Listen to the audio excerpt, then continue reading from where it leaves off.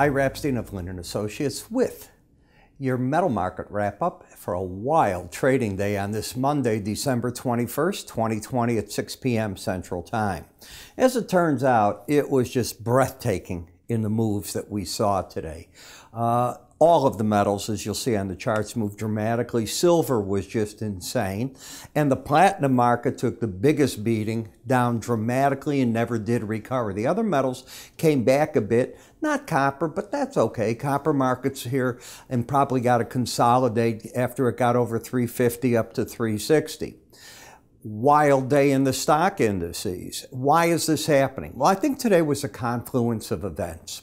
It's the combination that you're going to have a COVID-19 relief bill and you're getting through the budget. That should be passed around midnight or earlier today. The President has said he would sign it. The shock would be that it doesn't get voted on or it fails in a vote. That would be the shocker. Then the mutant talk that we have heard about the COVID-19 vaccine in the UK. I don't know if you're aware of it, but some 40 countries have now barred travel to or from the UK. So this just keeps picking up, and that's because the spread of this new mutant virus is so strong. It's said to be 70% quicker to infect than the old first mutant one. And remember, the first mutant one we just got a vaccine for, but they are saying, in all fairness, that the vaccine is working on this one. It's just the speed that it infects people. That's very important. But also, that's countered because we've got AstraZeneca, rather Moderna, and then we have the Pfizer vaccines. The others are yet to come aboard, so I don't want to be ahead of myself there. We then have the fact that we're in the Christmas season. So everybody wants to go home. Do you remember at the end of November, I told you that a lot of money that had been made, especially in stock indices, because you were up double digits in November, why would money managers give back any money in the month of December? If they were flat going into the end of the year, they would, but most of them are up from what I can see that were long in some manner stocks. So that's what I think went on. Couple that all together, people traveling, market out of their mind, you get thinner markets, and away you go. When we take a look at a gold chart, you can see that you're still under the 18-week moving average of closes. This chart is a weekly chart of just closes. So I'm not interested in the highs and lows. I just want to get a feel as to where the bias of the market is. As long as you're under this 18-week average, I have a downside bias. When you're over it, I have an upside bias. It's really that simple. So that's where I'm at. The other part that's with it is on rallies, where do you think the resistance on a closing basis would be? To that number. When you break, support would be to that number. If it gives ground, you're changing the bias levels.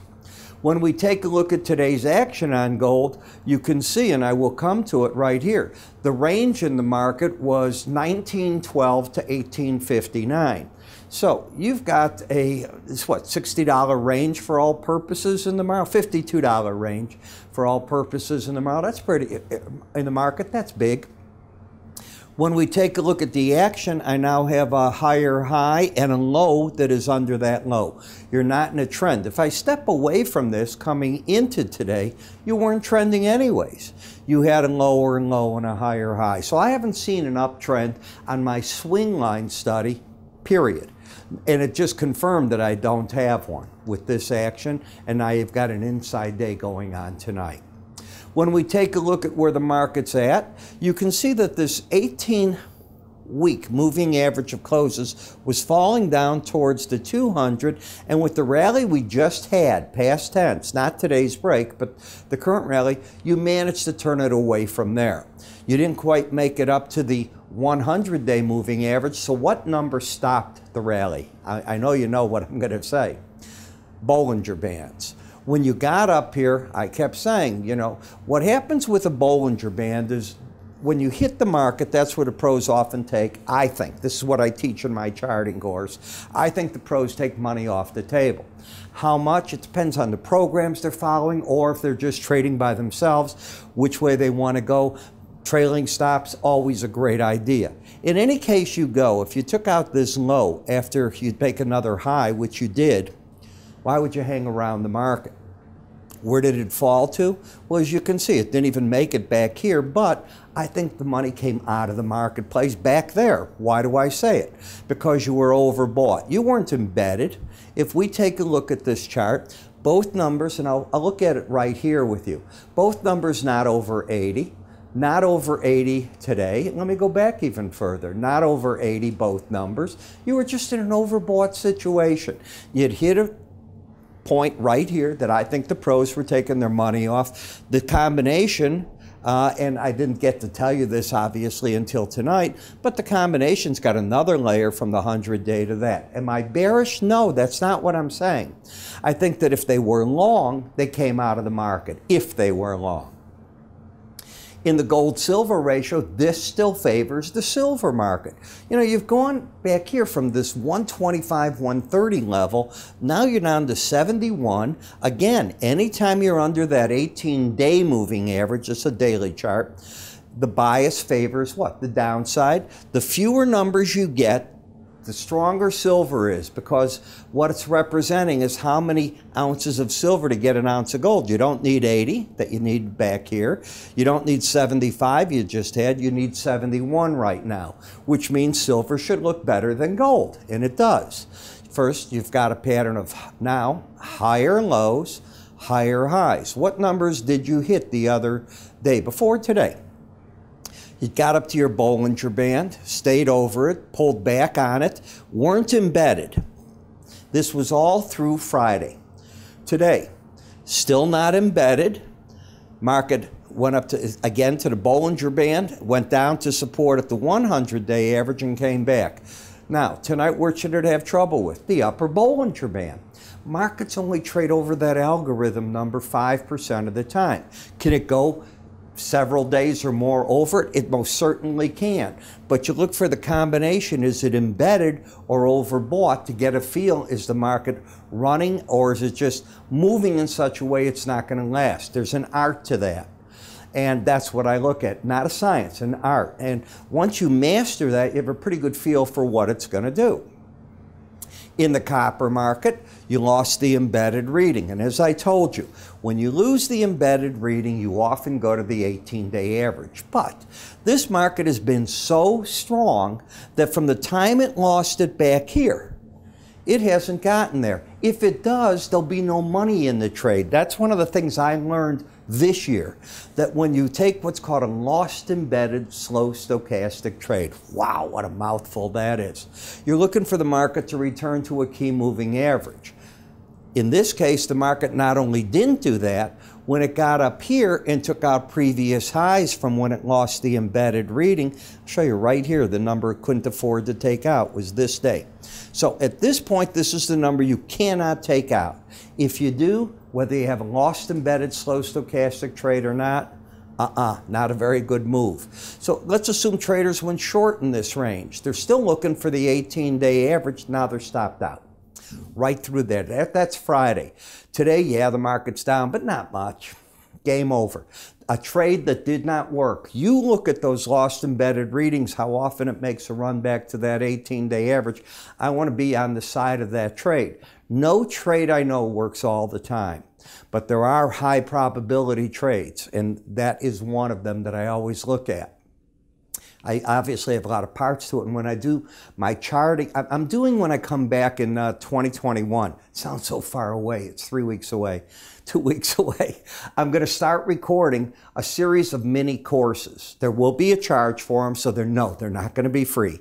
Okay, and the courses will be video. And they're going to teach you how to work with that trade and exactly what I'm looking for.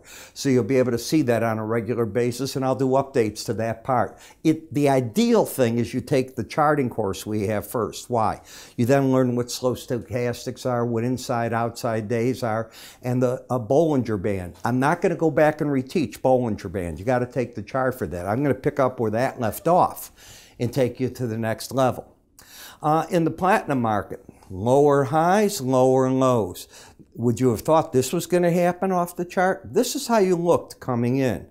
The market had momentum flat, the trend was up, the bias was up. This market was looking pretty good. This is what happened. Wow, I have no idea why, nor do I care. What happened is once you went up and then back through the lows of Friday of 1037.40, it's like the world caved in and this market just went on a humdinger. It didn't make the highs later. It made those early and then came down. Wow, I have no idea what happened, but down here is where the market should have grabbed traction. What do I mean? First challenge of a Bollinger Band in the 100-day average. How many times have regular viewers seen me talk about that? When it comes together there, you're looking for first, the short coverers. Why? It's first challenge of the Bollinger Band. I'm assuming the bias is down. You're short in some manner, or those that are. They're looking to cover, not add. The panickers is the market's going, I'm going to lose my whole account. I've been there. I know just what it is. Remember what I told you? I have Swiss cheese. If you could see me, I got bad acne scars. Why? I probably have done everything wrong in my career as a commodity broker that anybody can do. I'm not just saying that. I truly mean what I'm saying. When we take a look at the palladium market, you're still caught here between the 100-day, the 18. I told you in frustration the other day, I said, well, it's finally thrown out an uptrend. If you go long, you got to have a stop here under 23.16. You'd have been knocked right out. The market's just not worth trading this year. I think you just step away. The money was made in the dramatic run-up it had in the first half of this year, and after that, it's been a graveyard for traders. Dollar index, did you lose the embedded reading? No. What should you have done? Been selling on the rally today. What rules the day when you have an embedded reading? The slow stochastic. That's why you want to get my mini courses that I'll put up for you very shortly when I get back. I haven't recorded them. I'm laying them out. I'm hoping, the word is hoping, to go away for a few days at the Christmas, well, actually New Year's holiday. I'm going to be here for Christmas, but at the New Year's holiday, that's what I'm looking to do. So, you know, you get to these markets that move like this. I hope you realize that what you should be using in markets like this are these micro contracts. Why? They're 1/10 the size. So you can withstand the pressure and you can trade the market, not the money in your account. Did you hear what I just said? Not the money in your account. When you start saying, I can't let this go, I can't afford to lose that, you got a problem. First of all, you shouldn't be in that situation where you can't do it. Second, then the money's running the trade, not your chart. And it's going to wait for you. Every trap you can imagine, just like a great golfer, the sand traps, these markets will have they're waiting for you to make a mistake. At $1 a contract per side, to use our charting software, to tie all this in, where you get our news, where you're tying this in. Option traders, this is a dream come true. We have a lot of great option studies. Our charting software is really right up there at the very top echelon of all that. You can write your own strategies, do everything you want, and you can see it for free before you even try it. But at $1 per side plus exchange and NFA fees, get serious. If you can't trade with that, you can't trade. That's my belief. For the average person out there, this is what you want. No, this isn't meant for the hedge fund that's doing 1,000 trades. They're going to pay 1 or 2 cents, a nickel a trade. That's all they're going to give the clearing firm. Who wants their business? Well, they're going to have lines of credit where the clearing firm wants their business. They're not you. We are talking massive lines of credit so that the clearing firm doesn't care what goes on to them. It's just chug, chug, chug all day long, but there's no financial risk or as close to zero as they can get. You don't get that in these markets. You being the people watching these videos, nothing wrong with that.